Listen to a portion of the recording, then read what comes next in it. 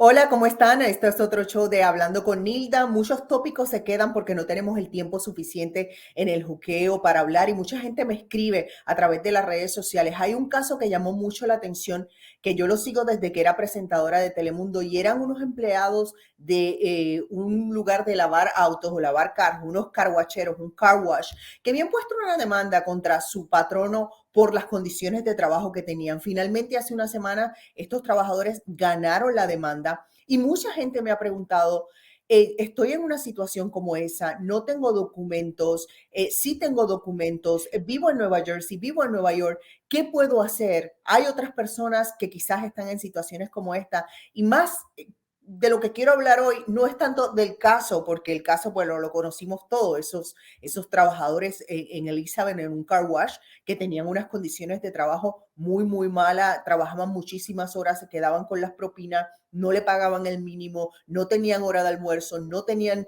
hora para tomar descanso. Entonces, ese sinnúmero de cosas, algunos no tenían documento, uno de ellos murió de un ataque al corazón.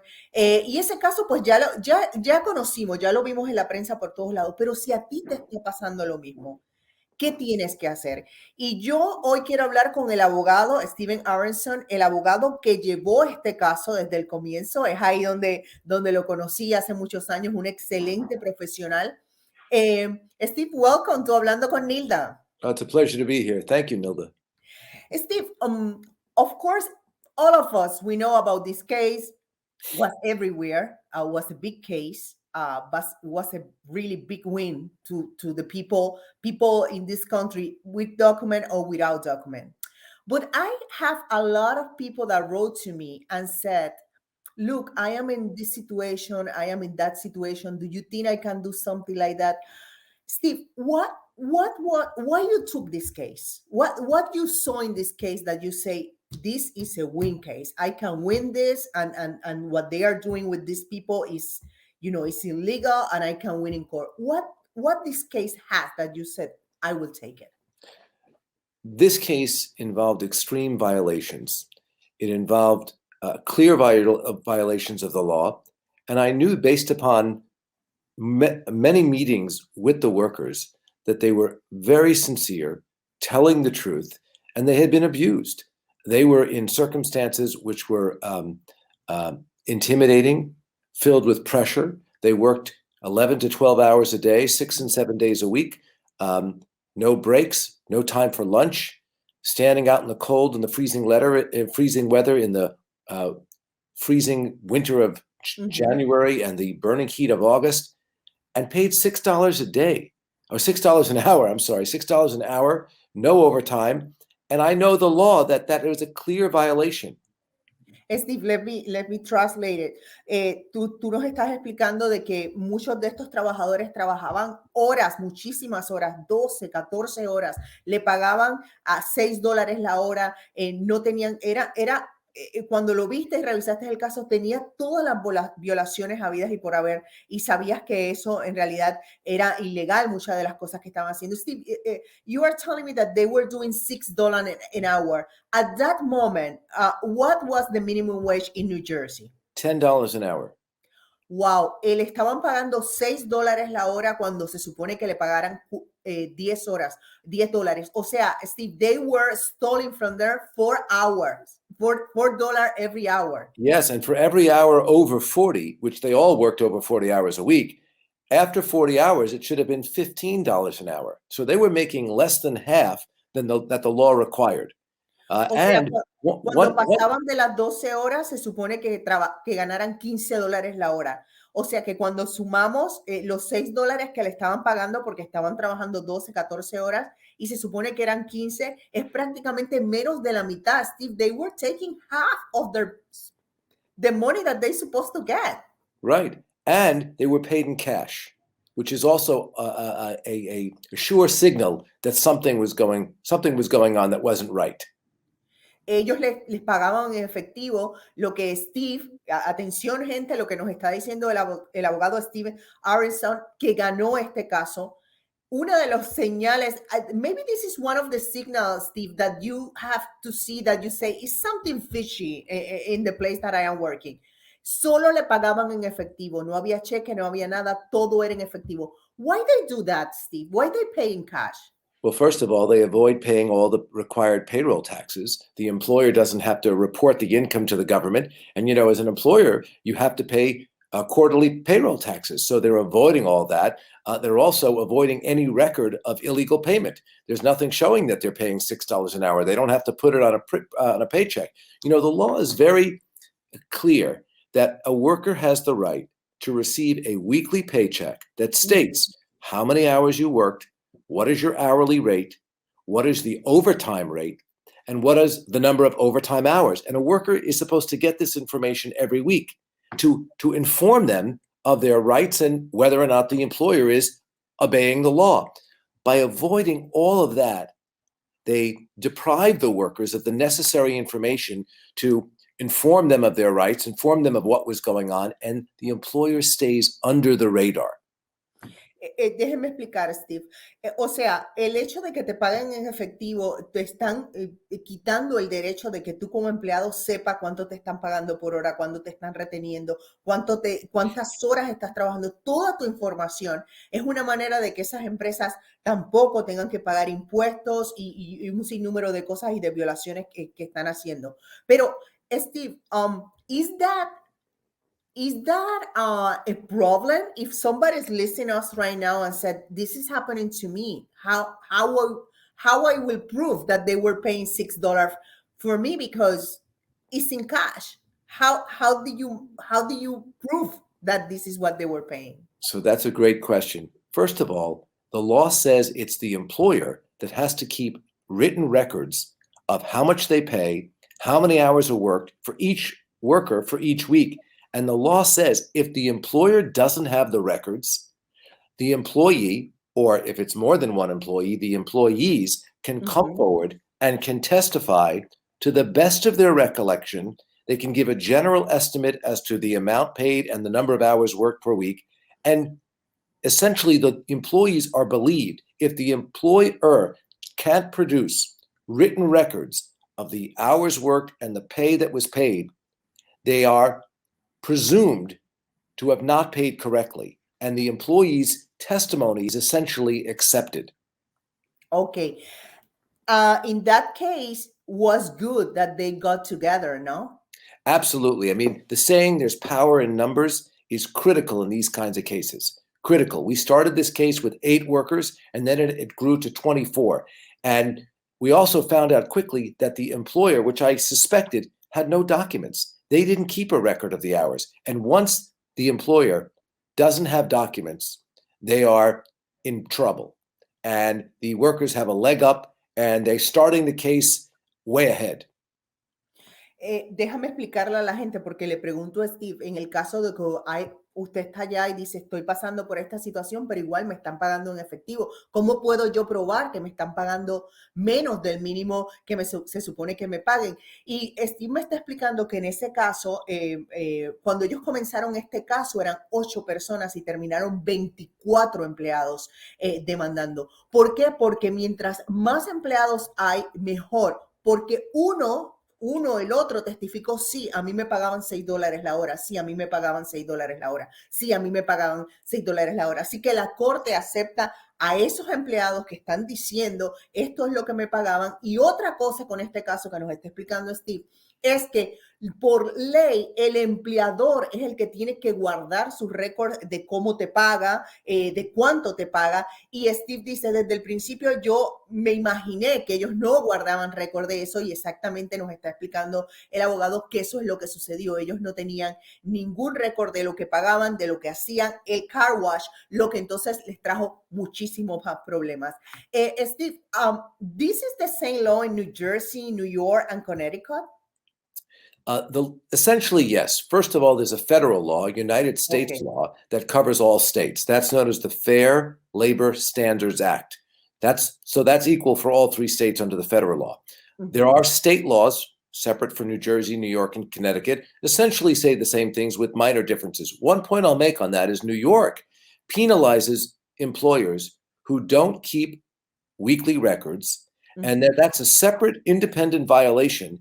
And if an employee is not given a weekly statement of the hours worked and the pay paid, that's a separate violation that will cost the employer $5,000. The employee gets an additional $5,000, each employee, just for the failure of the employer to give the proper documentation as to pay. Also, in New York, on top of that, there's another $5,000 if they're not given every year what's called the Wage Theft Protection Act form. So that's another additional $10,000 combined just for failing to keep the right documents. Steve me está explicando que esto es una ley federal, que es una ley que incluye a todos los estados. En el caso de Nueva Jersey, porque le pregunto si esto es lo mismo en Nueva Jersey, en Nueva York y en Connecticut, me está explicando que esto es una ley federal, o sea, que protege a todas las personas en Estados Unidos, pero me está explicando también que, por ejemplo, el estado de Nueva York, si un empleador no guarda récord de lo que le paga a sus empleados, entonces tendría que pagarle al empleado $5,000 por adicionales por no tener esos récords y un sinnúmero de cosas como esta. Me parece entonces, Steve, que New York is harder. The law is stronger than maybe New Jersey and Connecticut because are really penalized that you don't keep a record and all these kind of things. Well, for years, New Jersey was way behind New York. Mm-hmm. However, in August of 2019, after a legislative campaign to have New Jersey catch up, the governor of New Jersey, Phil Murphy, signed into law an amendment to the New Jersey wage laws that significantly increased the rights of New Jersey workers. Before that law, New Jersey workers could only sue for 2 years prior to the time they started the lawsuit. Under the amendment, they could go back 6 years. Under the old law in New Jersey, they could only recover the amount of money that they were actually not paid. So if someone was owed $10,000 for 2 years of work, $10,000 in overtime or failing to pay the minimum wage, they would get the $10,000. With the amendment, the law said, if you get paid $10,000 2 years or 5 years after you earned it, it's not really compensating you in full because you didn't have the use of that money for those many years. So the New Jersey amendment said, if you can show that you were not paid legally, you now get 3 times as much. You get up to 200% of the amount actually owed. So instead of getting $10,000, you can get $30,000. If you're owed $25,000, you can actually get potentially up to $75,000. The New Jersey law wanted to send a message to bosses who steal wages that you're not going to be able to steal now and pay later. If you're caught, you're going to pay triple. Está explicándome, Steve, que hasta, porque me parece la percepción por lo que él me estaba explicando de lo fuerte que es Nueva York, los $5,000 que tendría que pagar adicional si no tienes récord de lo que le pagas a tus empleados. Steve me está explicando ahora que precisamente en el 2019 New Jersey enmendó su ley, el gobernador Phil Murphy, y en el caso de ellos te puede pagar hasta 3 veces lo que te deben. Si te deben 10,000, pues obviamente va a ser más. Y mi siguiente pregunta, Steve, es, that mean that this law helped this case? Absolutely. And this case was one of the first cases filed under the new law. We knew this law was coming, and we had first met the workers in February of 2019. We investigated the case. We met with them many times. We went out to New Jersey, and the group was growing. And we deliberately waited until the new law was filed and filed only days after it was put into effect to get the benefit of this law. And it was really a game changer. Steve, is fascinated to talk with you. I know how great lawyer you are. A message to everybody that is out there, that especially, Steve, people that don't have papers, that doesn't have a legal situation, and some companies are taking advantage of them. It's a very, very encouraging message. The law says that undocumented workers have exactly the same rights, and in some way even more rights than documented workers. The law is very strict. Not only do you have the same rights, but an employer and his or her attorneys are not allowed to ask a single question about the immigration status of the worker. They can't ask for a tax return. They can't ask for a social security number, a tax ID number, anything like that. They're not allowed to enter that area of information. And one other thing I'll say that's very interesting, the reason why the law says that undocumented workers must have the same rights, ironically, is to protect the documented workers. Mhm. Because the law says if undocumented workers could never sue their employer and could never assert their rights, then the only workers that would ever be hired would be undocumented workers. A boss would say, why should I hire a documented worker when I can pay a non-documented worker $3 an hour and he or she has no rights? So in order to level the playing field and give documented workers the same access to employment as undocumented workers, they said, we've got to treat everybody equal. So ironically, to protect the documented workers, the undocumented workers get the same protection. Súper interesante lo que nos está explicando el abogado, porque le digo que le dé un mensaje a esas personas que están allá afuera, especialmente que no tengan documentos y que estén en una situación así. Y dice, mira, realmente es súper importante que las personas sin documentos estén protegidas y siempre van a ser protegidas, porque en realidad esto va a beneficiar a las personas que sí tienen documentos, porque si los que no tienen documentos en este país no fueran beneficiados, entonces los empleadores contratarían a todo el mundo sin documentos y así no podrían entonces demandar y harían lo que quisieran. Steve, it's always a pleasure to talk to you. Thank you so much because you always there, you know, when we want to talk to you. You will see the people that is watching us, Steve number and the where you can get in touch with him, but you are more than welcome. That's it right now. Your phone number and your information of your office. Sure. Our office is in Manhattan at the MetLife building right above Grand Central Station on 42nd Street. Our phone number is 212-490-3600. We've been doing this a long time, and I want to say the protections that I described for undocumented workers, they apply to women who've been sexually harassed, to people who are being discriminated based on race, on national origin, for being Hispanic, for age discrimination. The same rights apply to undocumented workers and non-documented workers. And I will say it's a very encouraging message that, you know, immigrants come here for a better life. As one professor of mine said in college, immigrants come for bread for themselves and cake for their children. And here, these car wash workers worked so hard and under terrible circumstances, and ultimately, they came for the American dream. And the law made that possible. The law, even though they were not in the best position to assert their rights, the law protected them and they got justice. This is United States. God bless Right? United States. Thank you, Steve. Thank you. It's always a pleasure. We keep in touch. We have you again because I know you did some wonderful cases. It's not, this one is the new one that everybody's talking about, but you have so many stories and you are a great lawyer. Thank you so much. And thank you, Nilda. It's always a pleasure to talk to you. Sí se puede. Sí se puede.